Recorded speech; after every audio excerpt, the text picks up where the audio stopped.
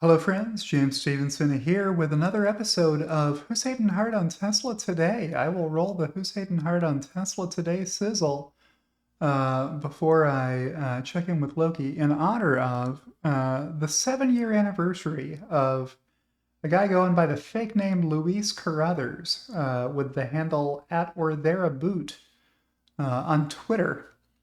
Uh, I guess he left Twitter 2.5 years ago because Elon Musk was buying it. If you know better, let me know why. I don't really care that much why the hater hiding behind the fake name Luis Carruthers stopped tweeting. But I suspect due to the timing of what was happening back then that was the reason. Some people did leave Twitter as soon as Elon owned it. They didn't want him uh, unmasking them or doxing them, I guess, as soon as he owned the platform. That was the concern. All right, what are we celebrating? It's the 7-year anniversary of the fake name Luis Carruthers, who blocks me, warning prospective Model 3 reservation holders not to hand over any deposit money because they would only lose it all when Tesla went bankrupt. Friends, I was one of those Model 3 reservation holders at the time, 7 years ago, in May of 2018. Tesla had been holding my reservation for 2 years at that point. And it was another 6 or 7 months before I got, a little over 7 months later, I got my 2018 Tesla Model 3, which is the best thing I ever bought. And I still drive that car around today. It's a great car. Let's take a look at this quote. Well, maybe it's easier to read like this. Wow, said the fake name Luis Carruthers. Tesla Q Generalissimo. Cash must be super tight to seek configs 2 months before even Musk claims will be production start. So he was retweeting at the time Elon Musk, who didn't have the description Gorklon Rust or the profile pic that looks like that. I have a screenshot, but it doesn't have all this information on it. So I thought I would grab a new one, and when you do that, you get the new updated version of the description and the profile pic.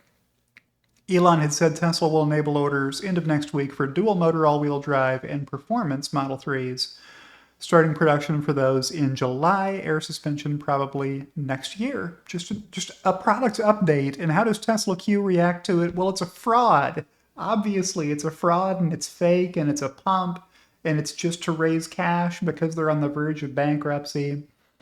If you don't know what PSA stands for here, that's a public service announcement made to benefit people who are invested in Tesla or who thought they could buy a car from Tesla.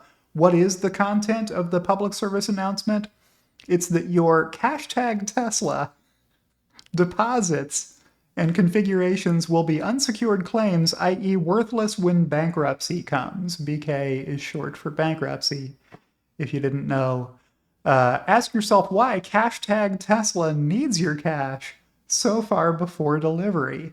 All right, so why hashtag Tesla and not just the word Tesla? Because he's trying to warn people invested in Tesla that they should sell their Tesla stock. You don't want to hold on to Tesla stock past 2018. It's just going to crash when they go bankrupt, is what he was warning people. Headbutterbot, stuffer of channels at 4x revenue, at the time, same day, replied, I think this particular pump is supposed to imply they are already at 5K per week, since that is what had been said it would take them to configure. You need to put on your gullible hat, Mr. Carruthers. He replied, but it's a grab for cash, clearly. All the dudes that configured late March and haven't heard back are upset. Why not make the rest of your customers upset? It must be a cash grab. And then here was Matthew Gamber at Matt Biotech, who I don't remember ever seeing before. This hater here, Headbutterbot, was everywhere. Luis Carruthers was for many years.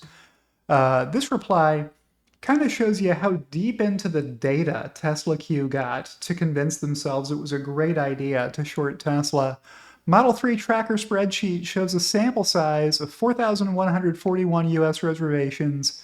3,552 have already been invited to configure, 85.7%.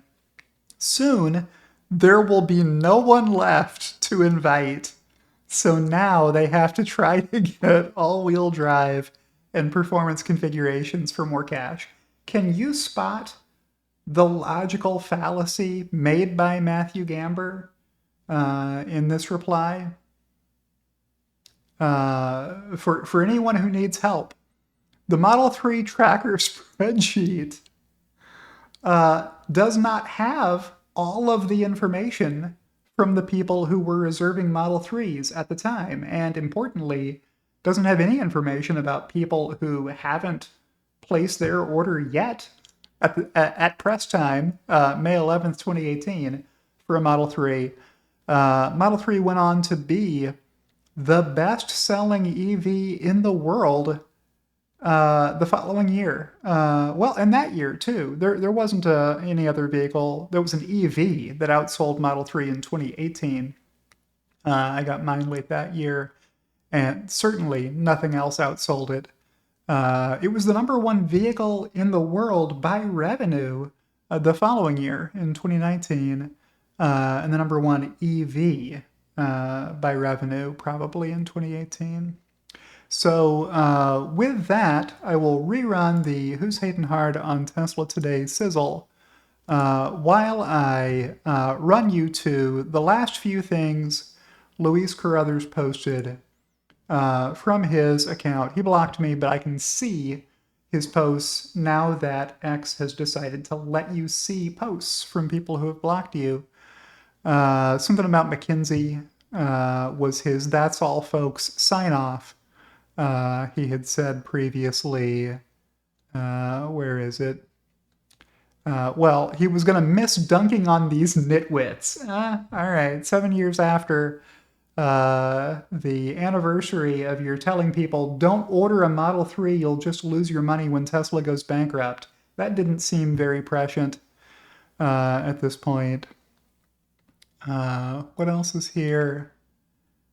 A lot of folks still follow him. He's got more than 10,000 followers, despite not having sent any posts in the past 2 years, a little over.